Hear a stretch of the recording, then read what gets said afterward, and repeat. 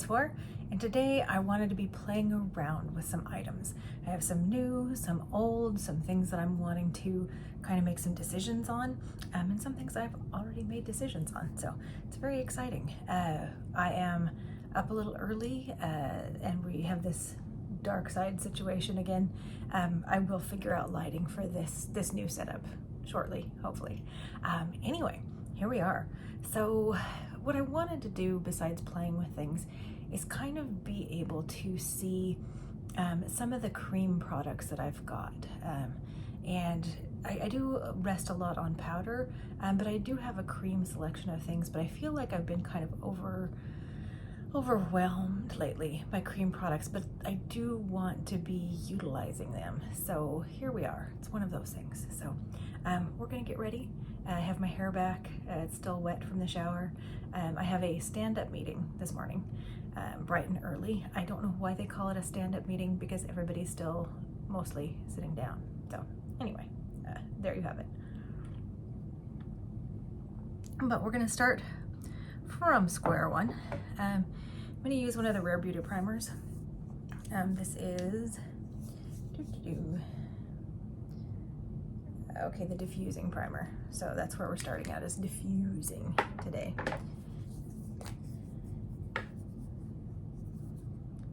Now I have made some decisions concerning some of my foundations, and it's been a long time coming. Like, I just kept having new foundations that came in, and like I'd gotten samples of things like the Gucci, and just trying to make decisions about things that I might want to pick up in the future as full sizes.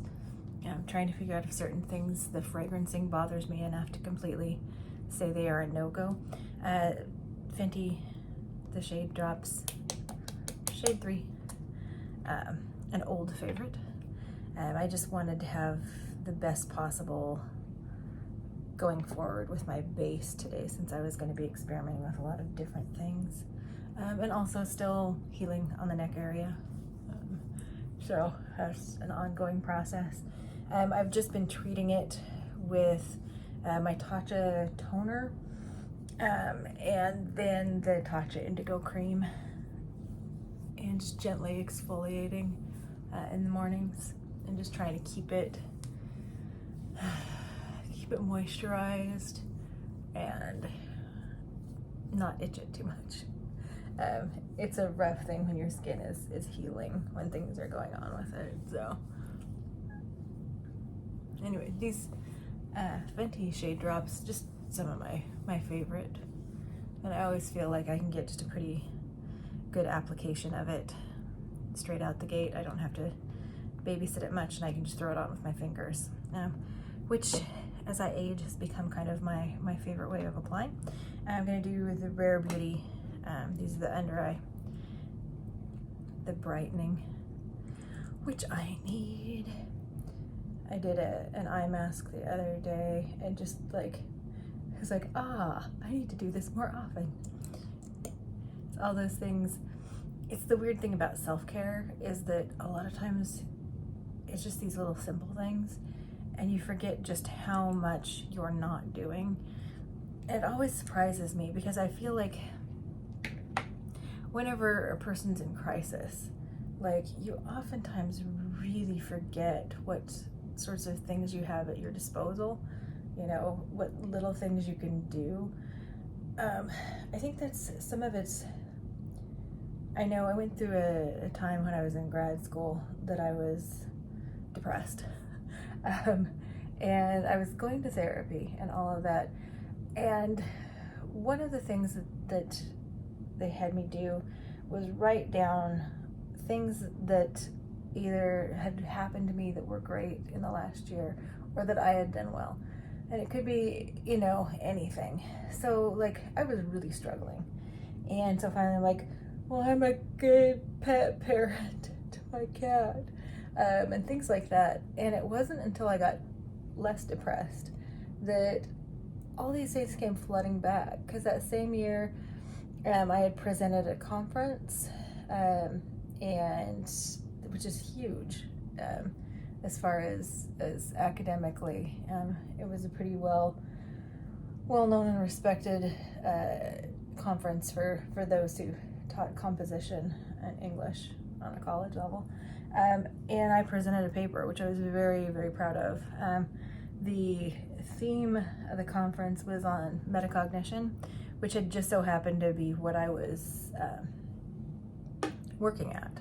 Was my paper, was the idea that they've done lots of studies in prison populations where the idea that a person's way they think about how they think affects what kind of information can come in. With the idea that people are kind of surrounded by a glass box, and as they grow up, people write on the box things about the person, and the person can either come to believe them or not, and those things deflect actual information. So say for instance you have, well, in the case of teaching English, you've got a person who comes to believe I'm no good at English or I'm no good at writing, and that's written on the outside of the box, so that when you try and give them information, it's bouncing right off. It's like you're the Snoopy teacher, that wah, wah, wah, wah, wah, wah, wah, wah. And no matter how good your information is, until you address those things and beliefs that they have written on their box, they're not going to be able to get your information, even if it's the best you've put it together, the best, most efficient way that you can think of, and you've added jokes to keep people awake. Although I think jokes always help. But anyway, that idea, you know, they studied prison populations. I'm going to use the happy soul because I just want a good base for everything.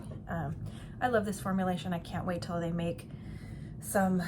I would love to have blushes and highlighters in this formula. So they took prison populations and recidivism, and they were looking at, did this kind of metacognition, the breaking down for criminals, what their belief system was about themselves, would it help them with recidivism and give them some other options for who they felt like they could be in their lives. And it was actually really pretty good, you know, data. Now, you know, whenever you're doing research on a prison population, it's a little, you know, it's a little dicey. You have to be careful because, you know, prisoners technically can't always consent. Like, consent if you're in prison is a tough thing. But anyway, data's already there. But they really did find that prisoners, whenever they were able to look at what are my beliefs that I hold about myself and how may they be incorrect, that it really did help with recidivism. So, you know, people in an English class aren't criminals, but it functions a lot in the same way. I had this with math. When I was young, I believed that I was really good at math, and then I ended up running face into a teacher that, like, oh, you're no good. You know, you can't be good. This is not, girls don't do that. And so then I got this, well, man, I'm not good at math. And so it was really hard to grasp the information. And it wasn't until I was older that I was like, you know, I'm super bright. I can get math. Like, I was really interested in time space, you know, like quantum physics, things like that. It's like, it's all basic in math. So like you can pick up a book and it's all written in mathematical equations. And I'm like, I'm bright enough, I could do this. And it wasn't until I looked at that belief and where it had come from that I was like, you know, there's nothing wrong with my brain. Now, if I choose not to focus on it, it's a different story altogether. You know, everything takes a certain amount of time to learn and to master. And so if I decide, okay, that's not really my bag, that's fine, but it doesn't mean I can't do it. Like, if I decided to apply myself, I might have an easier or harder time of it than some people who are more naturally inclined, supposedly. But I could get there. But anyway, metacognition. So that idea that, so I want to look at, the Summer Fridays has their blush sticks or face sticks. This is Cheek and Eye. I wish the closure was a little different because it is harder sometimes for me to get open. This is Heat Wave. Just want to look at these. There's Heat Wave. Pink Skies, and then I have Warm Desert, and I think I'm going for a more orangey look today. So there's the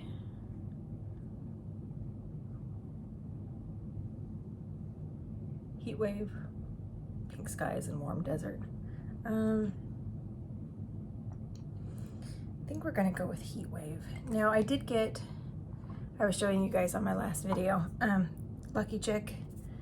This is their face and eye, not face and eye, face and lip in Lucky Days.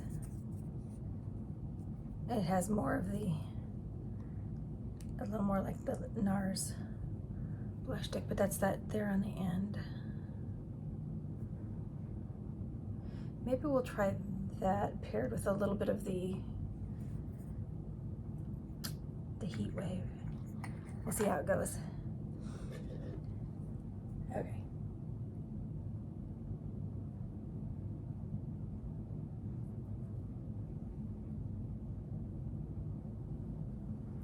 This is a very soft kind of color read.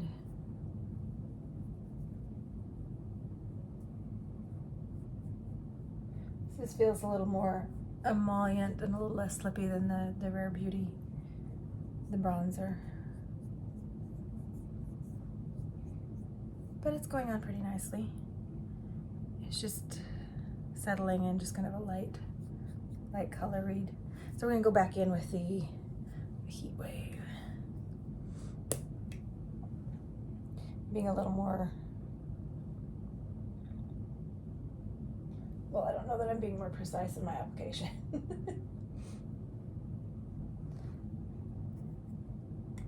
But these have a nice light little scent to them. It's kind of a light little fruit, just maybe just light fruit, but it's not, it's really a lovely fragrance, and it doesn't really make itself known to you, and it dissipates really quickly, so it's not like some of the other ones that are there the whole time. Okay, so it's kind of just giving me the heat wave, the heat wash. Let me take that off of my swatches. So I'm gonna do cream. This is the 100 Acre Wood for the Winnie the Pooh collection from Colourpop for my highlighter. Love this formula, love the color. It's like a light yellow.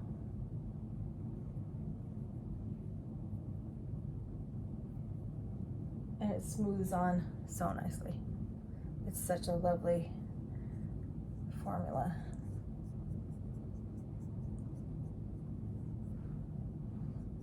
Okay. There we go. All right, so there's the face. I want to, on the eyes, I got 2 items that are kind of the same. I got the Victoria Beckham, and then I have one from Charlotte Tilbury from the Chameleon line. And let me show you what we're dealing with.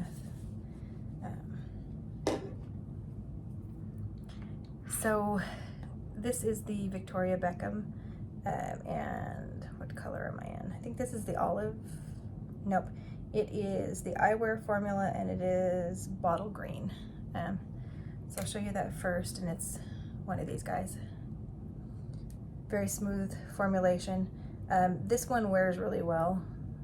Some of the eyeliners don't set down as much as this one does. So anyway, this is the bottle green. And then this is the Charlotte Tilbury, which is the sharpenable. And it is, what is it called? Smoky Emerald, and it's the color Chameleon formula. Also very smooth. It has a little bit more reflect than the Victoria Beckham.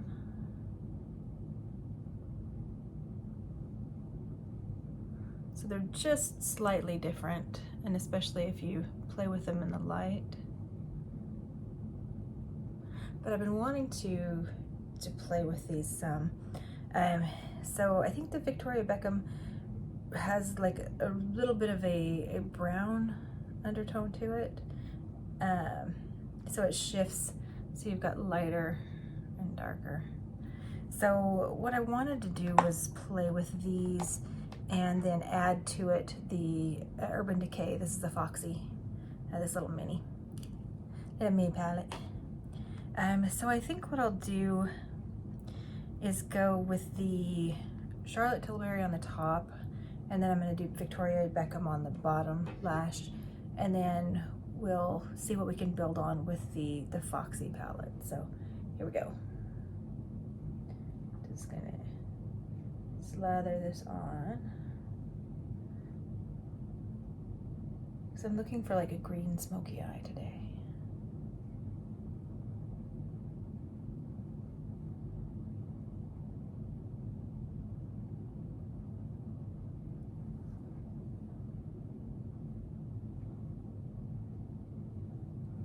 Okay, so then we'll blend that out with a finger. And that's the Charlotte Tilbury, the color Chameleon, in Smoky Emerald. And we'll just do some tapping. Blend that around a bit.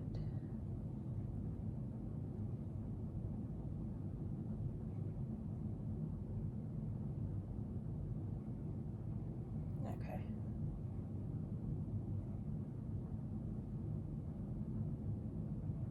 These are really, I think the sticks lately, like I've had the Laura Mercier for a while. Colourpop's got some, Victoria, but everybody's Hourglass came out with some. So they're really fun to play with. I think you want to find whatever colors suit you, and then look for wearability. Excuse me. So we're gonna go with the Victoria Beckham, the bottle green on the bottom lash, and see if we can tell the difference in what we're doing.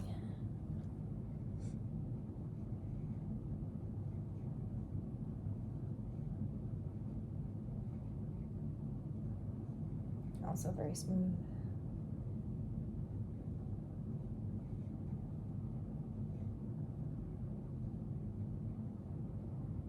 Okay, and I came in pretty far because I was really wanting to do this smoky eye. And I'm going to take a pencil brush and just blend a little bit with that.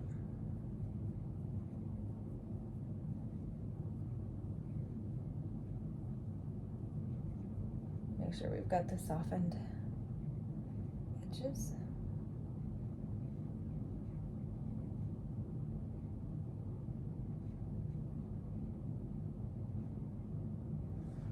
Okay, so there we have that. Now let me open up the Foxy palette and you'll take a look at it.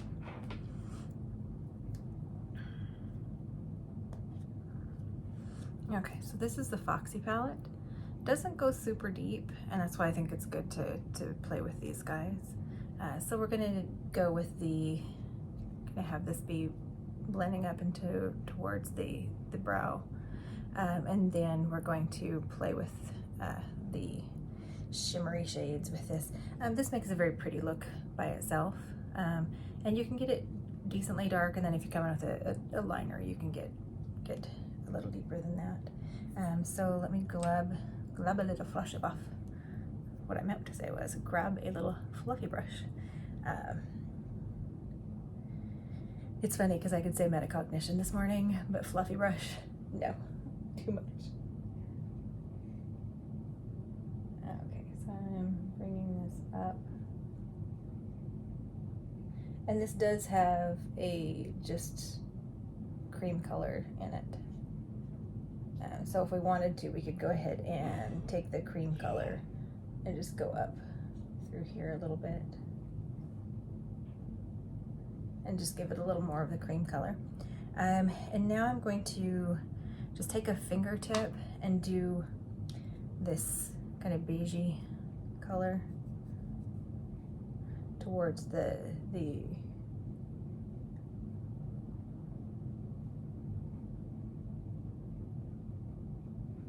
okay, so that's there in the corner and into the lid.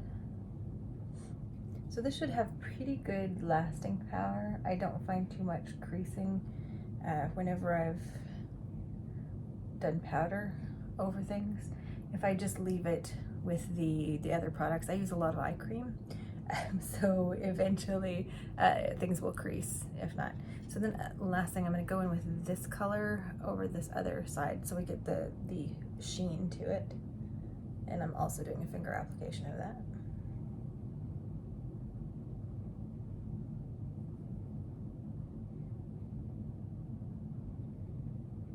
And if you want to wear those, but you want to try and cut down on the emollients of the creasing, you can take a powder, a translucent powder over the top, as long as it's not too drying where it dries out your eyes.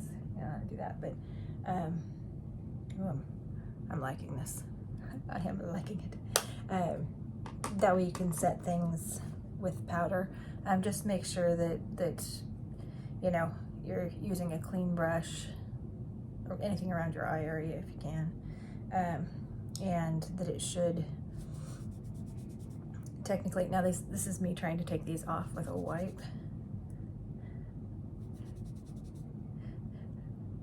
So they really do set down. They're finally coming off now with a wipe, but they have a good, on me, a good lasting power. Okay, so we finally got that off. I'm gonna replace my spectacles. I need to, my mirror was sitting this way and I was, all sorts of fun, all sorts of fun. Ah, there you are. Okay, so what I want to do is use from the Rick and Morty collection, the Glamlite, I'm just throwing things, the liner and the gloss from Rick and Morty. So we're gonna have kind of this peachy pink look going on.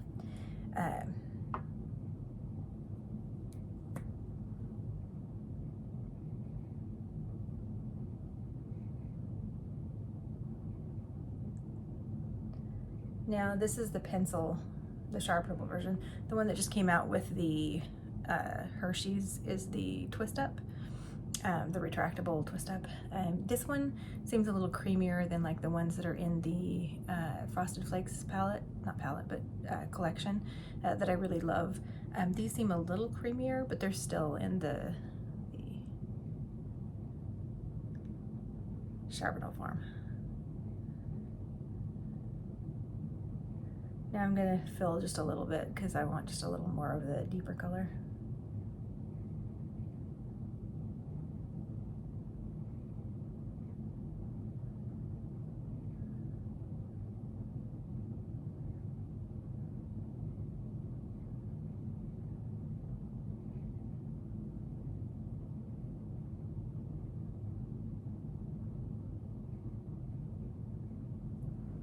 Okay, so there's that.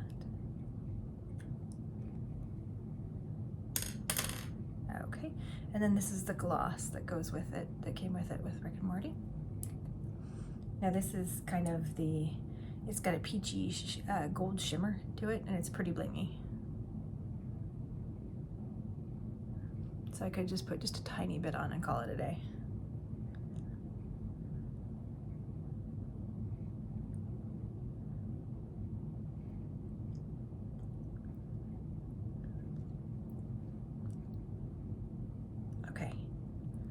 So there we have it. I could add theoretically a little more blush, would be okay. I'm gonna do the Mr. Rogers thing today. I'm gonna put on a cardigan, and that way I can have my work appropriate look, and then I can take it off, and this is, you know, I can go walk the dog. So anyway, let me get a little closer so you can see what's going on with the eye look. Don't panic. I tell you that a lot, don't panic.